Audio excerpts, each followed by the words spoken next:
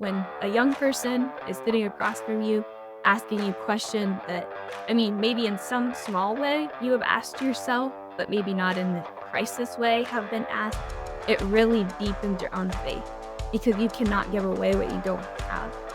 And really just allowing myself to be able to say, I don't know when I don't know why things happen.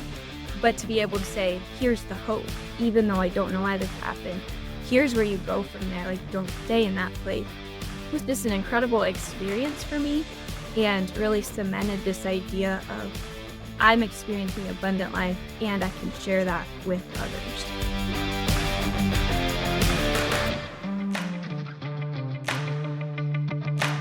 Welcome back to the Be Unbound Podcast. My name is Jonathan Brush, and I'm your co-host along with the one and only. And I'm your other co-host, David Rethemeyer. And we're delighted to be back with you again today. We have a fun interview with you. We get to interview one of our own again. Although this is also a little bit like some of our earlier guests, where it's like we're kind of famous because Julia is associated with us, maybe not necessarily the other way around. So Julia Gottfried is a really extraordinary young woman. We'll expand on this in the interview. But if you're looking for somebody who has a really unique viewpoint and perspective on the country right now and the people who make up the everyday life of that country, you'd be actually hard pressed to find somebody more qualified to talk about that than Julia. And we'll explain why in the interview and get some of her assessment of how the country's doing. And I think she has some really intriguing points. So stick around. We've got a really good interview coming up.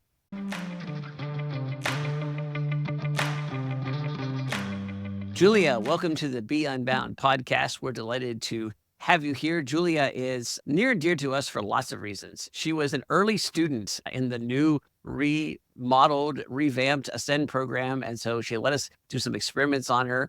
And then she came back and she was a leader for us in like just a multitude of ways. She's been an Ascend team leader. She's been a coach for our high school program. She's been a admissions representative for us. And I'm probably forgetting 5 other things that she's done. And so what she hasn't been is a guest of the podcast. So we're delighted to fill that gap. And Julia, welcome. We're glad that you're here. I'm happy to be here. Just so you know, I didn't feel like a total guinea pig. It was part of my own choosing. Well, and I hope we didn't treat you too much like a guinea pig, but we definitely, that first year was one that will always just stay like the details of it really being blazed in my mind. It actually went really well. I don't know that we had any major mistakes or problems, but it was this fun year of just figuring things out. And Julia, if I remember correctly, it was the year of the mansion, right? Do I remember correctly? We had capstone in Kentucky that year? Oh, yeah. Yeah. No, I remember pulling up in my minivan in front of that place. And I'd seen pictures, but the feelings that washed over me, I wasn't sure whether to be relieved and awe, terrified. Should I go right back home where I came from? It was unpredictable. Yeah. It was very interesting. So for the listeners, this was our first year that we kind of launched, and it was in the year of weird COVID restrictions. And so we were trying to find a place to host capstone, and we're typically in Colorado, and that wasn't an option that year. And so Olivia from our staff, who's been a guest on this podcast, found a 36,000 square foot mansion to be rented in Kentucky. And it was one of those deals where you had to sort of rent it based on the pictures because we didn't have a chance to get there. And so there was just this sort of, I don't know. And so we got there, and sure enough, it was a 36,000 square foot mansion. It had advertised that there were 2 kitchens. And to give you an idea of the scale of this place, it wasn't until like Thursday of the week that we decided there wasn't a second kitchen that we could access. But it took us literally 3 or 4 days to discover all the different rooms and passageways and doors and try them all and discover it was that big of a place, an indoor pool, elevator, all these kinds of things. And it was a fun, unique, interesting experience. And it was also made more so by the fact that everything was new. And so we're experiencing all these things for the first time. So Julia, give us a little bit of your background. You said that you willingly chose to join Ascend, which we really appreciate. But tell us a little bit about who you are and how you got to be on the Be Unbound podcast here. So yeah, I definitely willingly chose to come into Unbound, but I don't think I knew exactly what I was saying yes to. I definitely had the background for Unbound, but I guess my story kind of starts, I grew up in a homeschool background. My parents, they didn't initially homeschool starting out, so I'd like to consider myself a trailblazer. Ascend was definitely one of those choices, but homeschooling overall for my family was one of those choices. My family are farmers through and through. I grew up in the middle of Northwest Ohio, surrounded by corn and soybean fields for pretty much as far as the eye could see. So homeschooling was a big step for my family, but they decided to choose that because, if God had given them authority to raise their children in life and godliness, when did that authority just suddenly stop when it came to teaching math or teaching to read and write? So growing up, I began to crave things a lot differently than my peers, and that definitely extended to what did I want to do after high school. And initially, my heart for after high school was to do missions work, which I'm sure we'll talk about more later. But I had the honor and privilege of graduating in 2020, which most of you guys know is the year that the world stopped for months, years. I don't know who's really counting, but it definitely made the opportunities different. Not that there weren't opportunities, it just looked a lot different. So I remember the mission team I wanted to travel and they were traveling. So I had a big decision to make about okay, what is next in my life in this season of unknown? And my mom was like, hey, I got an email about this thing called Unbound. It sounds just like you. You should totally check that out. Then I was like, who are they? What do they do? Is there any referral information that I can actually verify that this is real? And needless to say, it was one of the best decisions I could have made at that time because though I'd grown up in a background of community, of a solid church family, been around tons of people my age, for the first time in my life during that season, it was one of the most consistent and mature audiences I'd been around. My first Ascend team that year, I would call them Unbound legends, a lot of them. Titus Schurter, Caitlin Brush. I mean, I could name drop all day, but it was a great place for me to have philosophical discussions about life, but also super practical decisions about life. And, after coming through that whole first year of Ascend, since I was trailblazing a totally new path to being a young adult, I didn't go off to college like all my peers or my parents. I didn't go to trade school. So what was I going to do? I was like, well, I should probably start with getting a job. And, since I wasn't going to be a semi-driver, at least when I was 18, I was like, what else is there in my town? And I knew a real estate broker. So I figured I would kind of give her a call, see if I could shadow what she did. And she quickly informed me that real estate isn't something that you should shadow. You pretty much have to hop right in because it's confidential in nature. I guess this is one of the biggest things I could take away from my past few years is a lot of us don't really want to hop right into something like that because then we run into this idea of calling. Am I called to be a realtor? Am I called to be a life coach? Am I called to be a missionary? All those are other parts of my story we can get into later. But the more and more I explored that idea, I realized I'm not called to be a realtor. I'm called to be more like Christ. And I can absolutely do real estate and fulfill the calling to be more like Christ. So I was like, you know what? Who cares? Let's go for it. And I ended up getting my real estate license when I was 18 and doing that for a good year before the traveling and missions opportunities opened back up. And I definitely took those. Proceeded to live out of a suitcase and travel over the U.S. and spent time in Jamaica internationally. So overall, I think the big thread kind of moving through my story was a desire to mentor people. And that's kind of given way to where I am right now, which is coaching students and working in discipleship capacities in different ministries. Well, thanks. I appreciate that background. And I'm delighted that you made that decision as well to join Ascend because that has been a real blessing for us. But let me unpack a few of those things there because you said that relatively casually, kind of like, I wasn't going to drive a semi. And by the way, as a compliment to you, I can totally see you driving a semi. So I can see that definitely being something you could do. So instead I went to real estate, but that's not a casual summer job, nor is it a casual bridge job. It's a job that requires some pretty significant study. It requires some pretty hefty tests. And I have a favorite memory that I can probably share here that Julie and I were with somebody else and we were doing a convention. We were with the team and we had somebody at that convention who was also a real estate agent. And that person was a very aggressive real estate agent. And even though we were not in the area that we were not buying real estate anywhere close to the person's area, came over. And so we just kind of casually dropped the fact that Julia was a real estate agent. And he was pretty condescending, I think is maybe the most fair way I can characterize that. But the favorite part of that whole scenario was when we pressed how many pieces of real estate he'd moved recently. And there was a whole series of excuses about a down economy and a bunch of things. And then we were happy to just casually drop that Julia had moved something like 4 or 5 times the amount of properties that he had in the same time. And that was the last time we got bothered by the kind of pushy real estate guy. And so it was a fun way to sort of show you off a little bit, Julia. But tell me what, you know, yeah, you did a good job saying I'm not called to real estate, but this is something interesting to find out.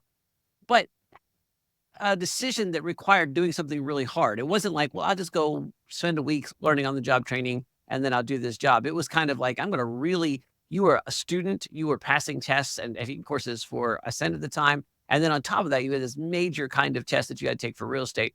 Why choose that harder thing? What was the kind of circumstances that made you choose something that was not simple? Because that was a hard decision. I think a lot of what went into that would have been background. So I mentioned like growing up on a farm. I mentioned not driving the semi, but being around the family I grew up in, the way I was blessed, always having a growth mindset. Like the way I see things right now aren't the way they're always going to be. And that's a huge misconception in our culture right now, is that what I see is what I get, what I'll always get. What my parents got is what I'll get. And so I instead was like, oh, we're farmers. We put a seed in the ground. We can't make it grow. It'll have to flourish on its own.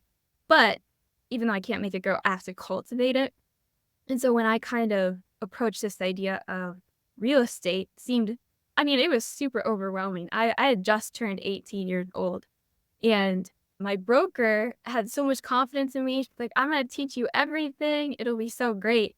But I think that there was always a little bit of doubt, like, oh, am I actually going to be able to close a sale, get any clients? Are people going to trust me being so young?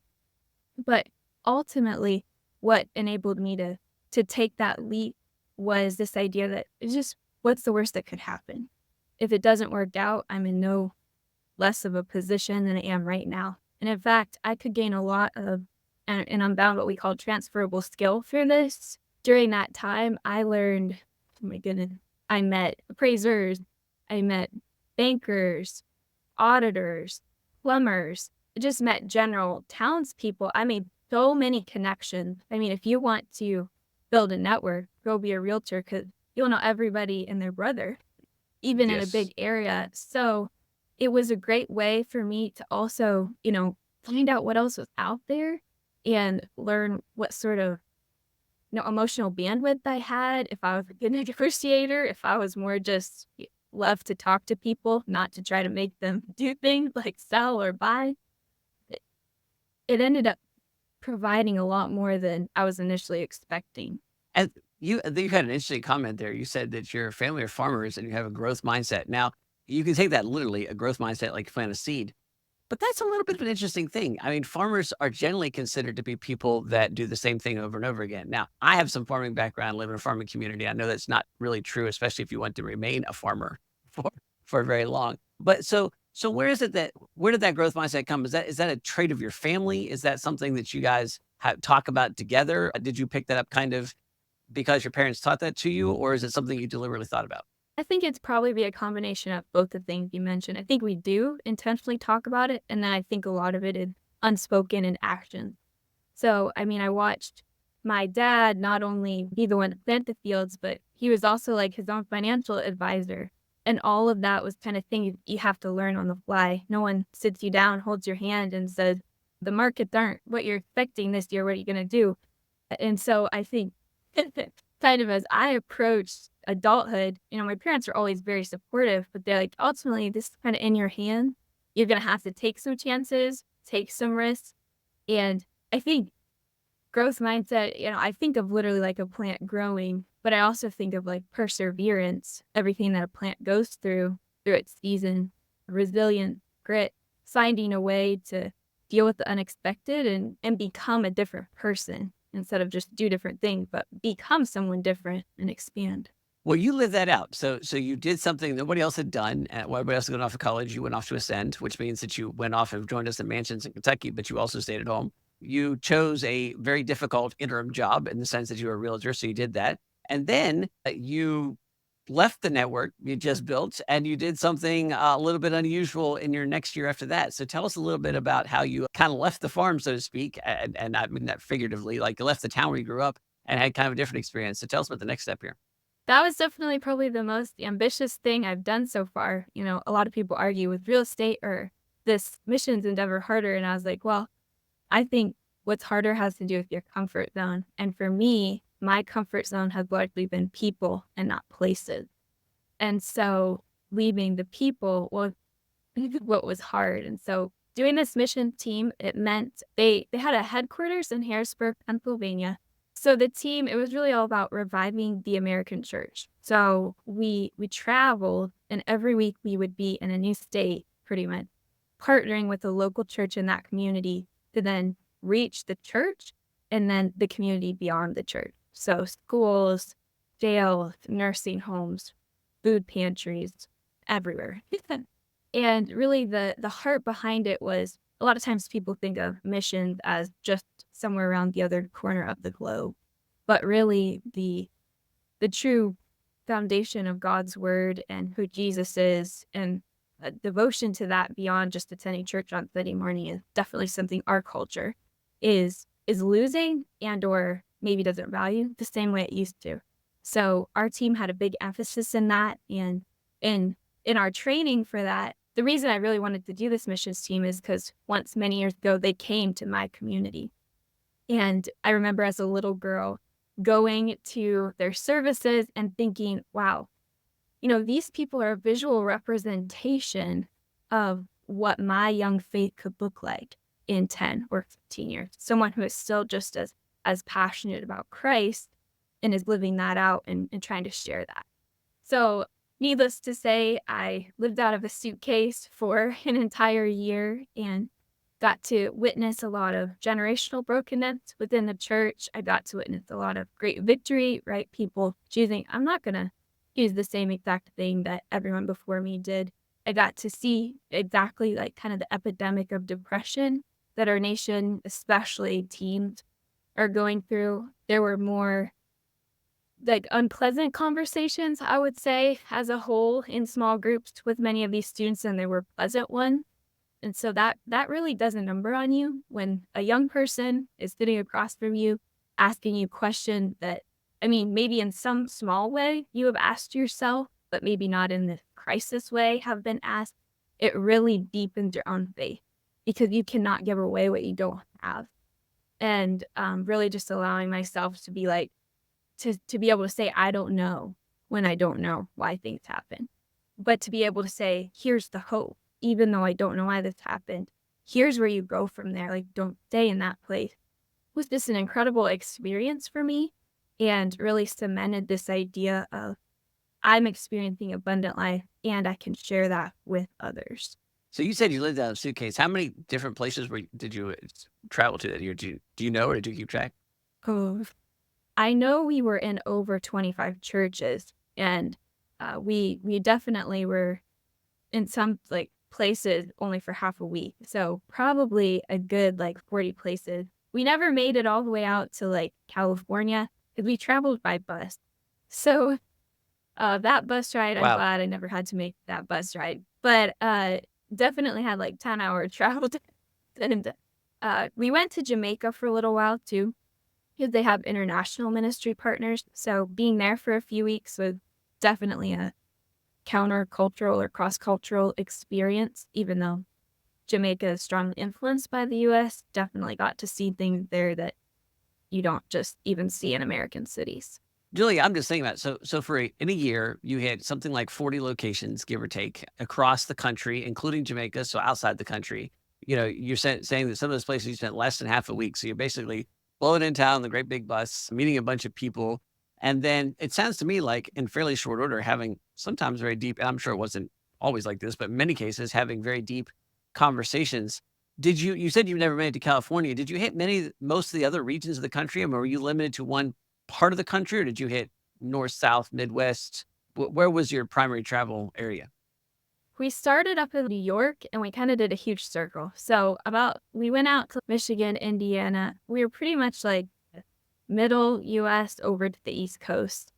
We weren't in like Colorado or in the mountains. But we made it all the way down to like Georgia, getting down towards Florida. So kind of the whole East Coast. Yeah. So the East Side. So I'm just thinking about this. So you kind of do a non-traditional alternative education thing for education after you graduate from high school.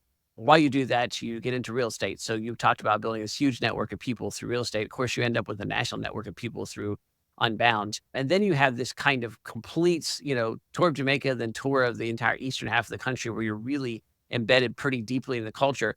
I'm just sitting here thinking that's an interesting cross section from sort of Midwestern success. In my experience, most of the people that work in the real estate business are kind of aggressive, go-getting type people who have often the trappings of what we consider success in terms of, they're doing things, they're entrepreneurial, they're making things happen and stuff like that. And then you talked about interacting with a lot of students who are very depressed. I just, here you are at a relatively young age, having had a really in-depth look. What are some of your takeaways? Like, if you kind of put all that together, the people you met at Unbound, the people that you knew and met through your local, the place you grew up, obviously you have deep ties to that community, both as a farming family and now with real estate. And then this cross section, where does that leave you? I think that you've got this really interesting perspective on the country that a whole lot of people that are sitting behind microphones don't have. So give me your assessment. How did you find your home country to be? I think there are some parts that are doing really well, and then there are a lot of parts that are hurting, searching. I think a lot of my work, though real estate was an older audience, more up in generation, a lot of the work we did mission-wise was with younger people. And even my work with Unbound now, that's national, and with students. I think one thing I've learned is students, especially, they're like locusts, and I don't know if this is actually psychology-based. It seems their locus is very external, which means they value what people around them tell them to value. And as far as their meaning, leave them really uneasy and insecure, which is why I think more than anything, after seeing all of that, I advocate strongly for strong mentorship and people coming around youth and teaching them what to value and teaching them to value it for themselves so that what is driving them isn't so much external. It begins to become internal, right? I'm doing this because I believe this is what I need to do, not because Instagram told me this. Even as great as our mission team, like we had a head evangelist, not because the head evangelist said this is what's best. No, this is because what I have learned from the Lord and from my experience, this is what I need to do.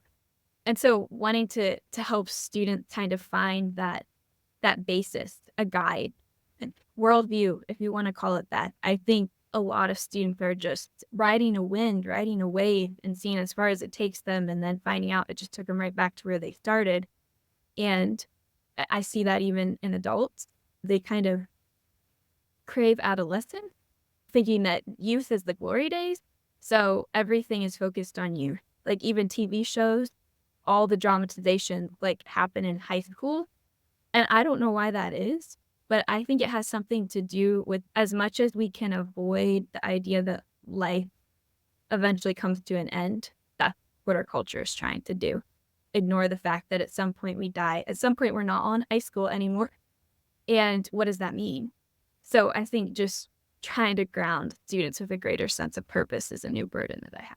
Well, and something that you were talking about a little bit earlier was that, as you went around to different parts of the country, one of the biggest things that you were saying is that I don't know the answer to all of your circumstances, but I can point you to hope. And so I think off of that, what I'd be really interested in hearing you talk about is, you touched on a little bit, is what do you think it looks like to give those without hope, give those who don't have that grounding, what does it look like to show them hope and to allow them to look forward and see beyond their circumstances, beyond those things that you were talking about that a lot of people tend to be very caught up in? What did you find ended up being a really impactful way to point them to hope? Ooh, this is a good question. I like this.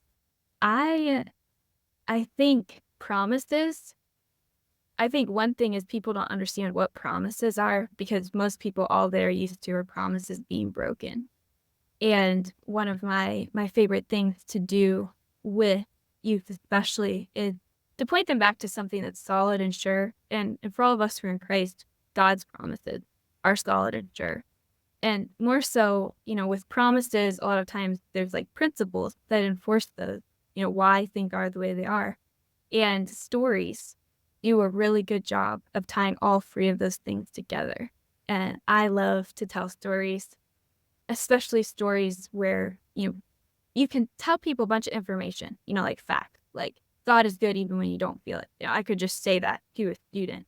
But if I can paint a picture for them of not only that that's true, but how that has been true for someone else before them through someone else's story, then they get to connect not only that information or that fact, they get to have a picture of that, paint a picture of that, and connect with a person, not just information. And so I love to tell stories. These can range anywhere from personal experiences, right? Your own testimony, to books that you've read, biographies, historical narratives. I recently read the book, The Boys in the Boat. And I think Unbound has It's a talked about great that a book. little bit. Yeah, it's good. Just stories like that. Another one, like Jim Elliot's story, all these different stories of lots of terrible things, I would say, happening, but yet how people not only persevere, but they find purpose through those and being able to kind of share those. And it's ultimately, obviously, sharing biblical examples with students is a great way to paint a picture of hope, not just tell them that there is hope. The Boys in the Boat's a great book. The audience hasn't read that. You should definitely read it. Now, of course, there's the movie, which is good too, but the book just expands on it so much.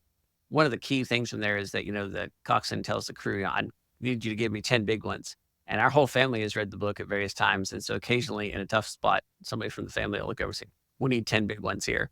And then recently, Caleb and I were in a canoe race, and we were kind of at a midpoint, and we had an opportunity to pass a bunch of people. And he looked back over his shoulder and grinned at me and says, we need 10 big ones. And so we were just really tickled that we got to use that in the right context, actually in the boat, although we were paddling instead of rowing. So, Julia, you said something further back that I wanted to return to. You said that young people's locus was like how they thought of themselves was determined by how other people thought of them.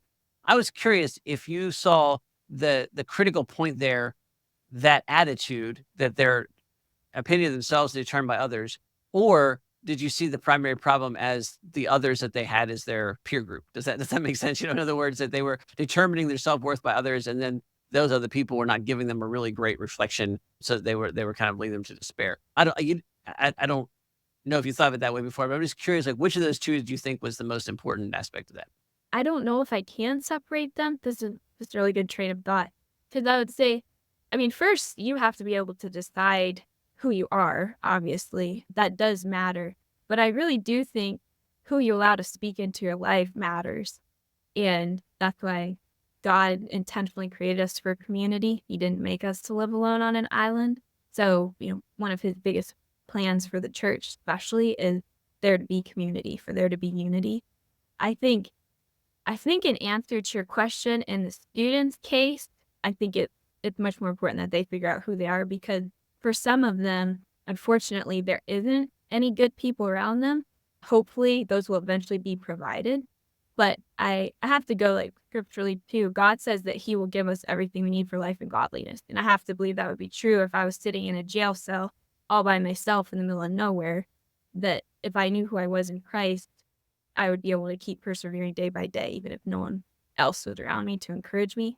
But I really think it is hard to isolate the two. Well, Julia, thanks. I appreciate it. I knew that I was going to enjoy having you on the show. I didn't know exactly what we were going to talk about. I'm really just interested in this aspect. I feel like I want to have you back for 5 more shows now. This such an interesting cross section, because and you pointed out after I observed this myself, but after you traveled around the country, you then became a high school coach for Unbound, which means that you've coached students around the country, including California.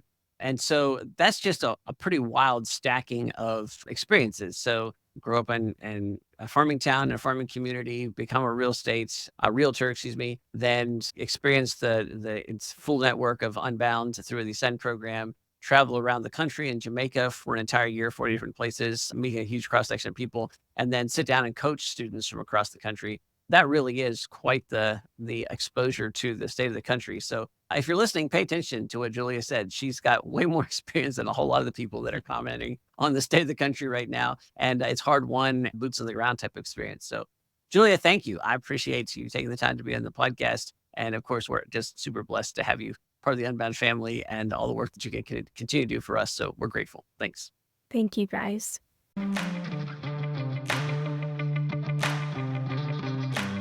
Well, David, I totally was expecting to have a fantastic conversation with Julia, but I hadn't really thought about all those different aspects that we talked about in terms of her experience and her kind Yeah. of unique perspective on the country right now. So we were talking, and time constraints meant we had to end. But I'm sitting here thinking I've got 27 more questions that I'd like to ask. But she really has an exceptional and extraordinary kind of viewpoint right now in terms of her experience in the last 3 years. Yeah, absolutely. It's really interesting to hear that she has encountered people from just all sorts of areas of the country, but also just in all different states of mind, really, and states of feeling like they have hope or not. And that's something that if you've been a long time listener of the Unbound podcast, we talk about hope a lot. That's something that is really a significant thing for us that we talk about a lot. And so to hear her perspective on how different people throughout the country have, struggled with finding that grounding, finding purpose for their lives and feeling like they have that sense of meaning and direction going forward is, I think, really, really valuable insight. I think a lot more valuable than probably you might realize if you're thinking about what sort of insights about the state of the country would be helpful. She had that one point that I came back to that she said, young adults, their youth, their locus is what other people think about them. And at first I thought she called young adult and youth locusts. And I was kind of interested in that for a second. And so, there's probably an interesting illustration to be made there. But then she would talk about the locust. And I asked her, did she think that was the problem was that they were looking to others or that the people they were looking to? And she had a thoughtful answer to that. But it is worth considering. Julia said, I'm not a psychologist. So I'm not sure if this is normal or not. And I would echo that. However, my guess would be that determining who you are by looking to others is a human condition. In other words, that your community does determine your identity. Now, that's a pretty stunning, controversial claim right now because we live in sort of an insane world, but it's not one that's controversial or I think really, assailable if you look at the scope of human history. For the vast period of human history, and in fact, in vast amounts of the world today, one's identity is determined by one's community. You are known because of the family name that you carry, because of the town that you grow up in, because of the nation or group of people that you're part of, and because of the faith that you hold. And those things are all outside of you, and they help you to determine your identity. And I don't think that that's optional. Like you can talk all you want about claiming your own identity, and you can claim to change that and all kinds of insane things that goes with that. And yet you can't do it. I mean, any more than you can snap your fingers and decide that you don't want to participate in gravity anymore. And so for those who are listening, I don't know that that's a big surprise to you, but it's worth paying attention that I don't know that you're going to change the fact that your young person is going to look outside of themselves to determine who they are. What then becomes really, really essential is to think carefully about what they see when they look outside of themselves. And I mean that for two things here. First of all, full stop. I mean that just in terms of if you want to raise young people who are able to live good lives, then you need to picture for yourself, what are they seeing when they look outside of themselves? So if you're a parent, they're going to see you, but also their peers and their community and the people they're spending the most time with and the people that are teaching them and mentoring them and guiding them. And that's just something that is worth stopping and considering, that those things are going to be absolutely crucial to the formation of who that person will become and the identity that they will claim, because that identity will be given to them by those that they are looking to find those answers. And I think that that's just the natural way of thinking. Now, full stop, and then pause. And then secondly, because I don't want this to sound like a commercial, but there is a link there. And the link is such that, yes, this does benefit us in terms of, I'm saying, I think if you come to Unbound, you'll find those kinds of communities. But also, I would say that idea predates Unbound. That the reason that we do Unbound and the reason that we do Ascend and the reason we run our Equip and Declare and Explore programs and all the things that we do in Unbound are because of that. Because we want to create the kinds of atmospheres and attract the kind of mentors and teachers and build the kinds of communities that young people can look outside themselves and find those things and say that's worth emulating. And I don't, hear me carefully, I'm saying that we are the ones that have the answers and do all things, but that we create communities and we're part of communities that try hard to look to those bigger things and to point to that hope and that resilience that David and Julia were talking about. So I hope that you take that first thing, period. No matter who you are, if you're listening, pay really careful attention to that. If you're in the category of having young people who might benefit from what Unbound does, think about that in the context of what we just said. And if that is intriguing to you, go to beunbound.us to learn more about the programs we offer. And when you listen to this, those programs are about to kick off. So don't delay. We want you to follow up and talk to us and schedule an appointment pretty quickly so we can figure out how we can get things started if you're interested in coming for the fall. And we're interested in having you for the fall. Thanks once again for being with us. I hope you enjoyed this conversation with Julia. I hope you got some new perspective. And I hope it made you think a little bit about your own communities and the folks around you. And maybe more than anything else, if we could just issue a call for you to be the kind of person that reflects hope to those who are looking around to find their identity. With all that, we thank you. And until next time, be unbound.